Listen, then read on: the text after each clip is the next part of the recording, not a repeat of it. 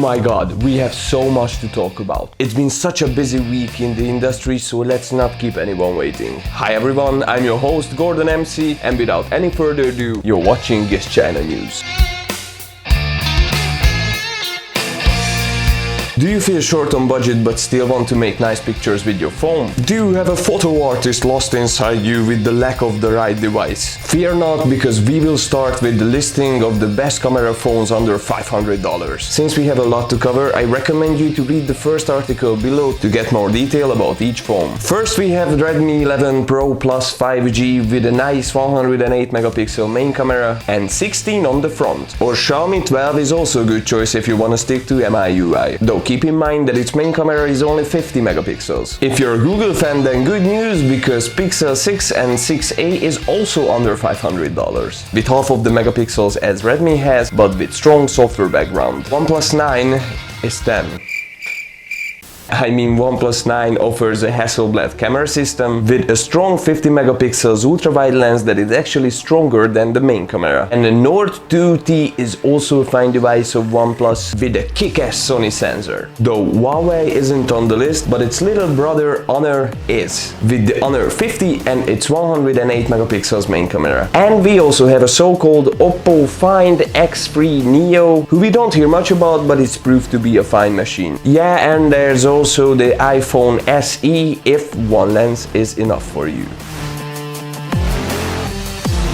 If you didn't find the best for your taste in the previous listing, well, maybe this will help. If the overall picture matters more and you're thinking in a different budget, then here are the best mid-range smartphones of the year. Of course, with the same rule that you can read more of every device in the description, so there won't be any questions left. If you want to max out the mid-range and want to go up to $600, then you should grab Samsung Galaxy S21 FE. We talked about it a few weeks ago, but it's just the best for its price. Xiaomi 11T Pro was also the guest of the show before, and it deserves to be on this list as well. Going down $100, Oppo Reno 8 is a uniquely designed phone with a great performance, making it a fine choice for your pocket. Cutting back to $400, there's Samsung Galaxy A53 5G, one of Samsung's best-selling phones. And $100 below, we'll find another one, the Galaxy A33 5G, the water-resistant versatile device. But at this price, there are multiple great choices. Take Redmi Note 10 Pro or Note 11, or the previously mentioned Oppo Reno's 7th edition. They all have their strengths and their weaknesses, but if you dive into them, you'll easily find what's the best for your taste.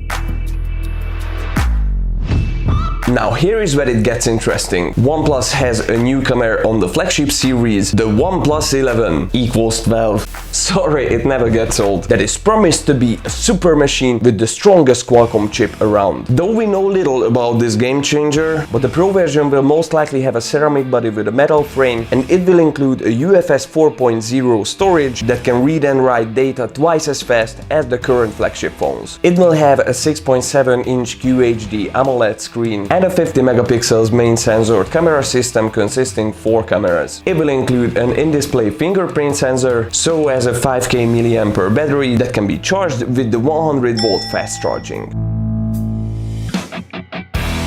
Talking about upcoming flagships, Samsung is already unofficially testing the Samsung Galaxy S23 Ultra's performance. The model will have the same Snapdragon 8 Gen 2 chip as OnePlus 11, and it's promised that there won't be any part differences in models depending on the geographical location, as it wasn't the case with the Galaxy S22 Ultra. A Geekbench test was already done on the current and the upcoming editions, and the numbers show 25% growth in single score and 45% on multi-score performance, which is great improvement, especially if we look at the graphic performance, which increased by 60%, or the energy efficiency, which is 88% better at S23 Ultra. Maybe the Exynos chipset wasn't the best idea from Samsung, but it seems that it will be fixed soon.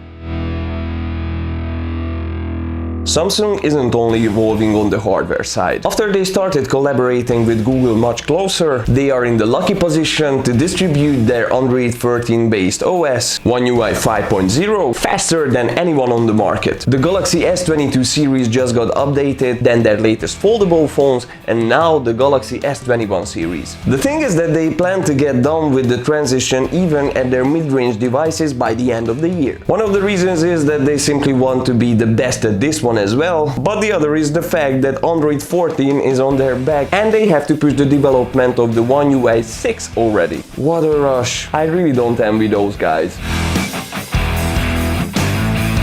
iPhone from Xiaomi. How does it work? Well, take a look at Xiaomi 13's aluminum dummy phone and decide it for yourself. And if the squared edges didn't convince you, check the rear camera bumps because those look exactly like an iPhone. Pablo Picasso said once that good artists copy, great artists steal. Even if there's a great artist at Xiaomi's design department, the model itself looks practical in dimensions, so it doesn't mean it won't be a good phone at all. And now an actually good news when technology saved a life. An Indian teenager in Lonavala slipped into a 150 feet deep valley on a rainy day when he was hiking and dropped his phone on the way down while got a fracture on his ankle. So he practically couldn't call for help. Sounds bad. Luckily he had an Apple Watch Series 7 that alerted his family and his friends, so he got out safely and got the proper medical attendance at the right time. Apple's CEO Tim Cook pointed out that this case also proved the importance of the emergency features. And let's end with the good old Zuck. He's also good at ending things recently, like the contract of 11,000 employees. Now with the fall of Metaverse, he tries to end all the good that is left in WhatsApp and Messenger, as he wants to squeeze out all the money that is possible from these apps to get back what is lost. Ads will appear at most places. There will most likely be a subscription plan, as there already is announced at WhatsApp. We talked a lot about it before, how Metaverse ruined Zuckerberg's dreams, but in return we can expect to get our dreams ruined by him. Well folks, that was it for today. We also have a subscription plan for you, but it's totally free. You just have to click on that button below. And also the like. Thanks! Don't forget to check out those articles that caught your attention in the description. Keep on with the geek life, and I see you next time.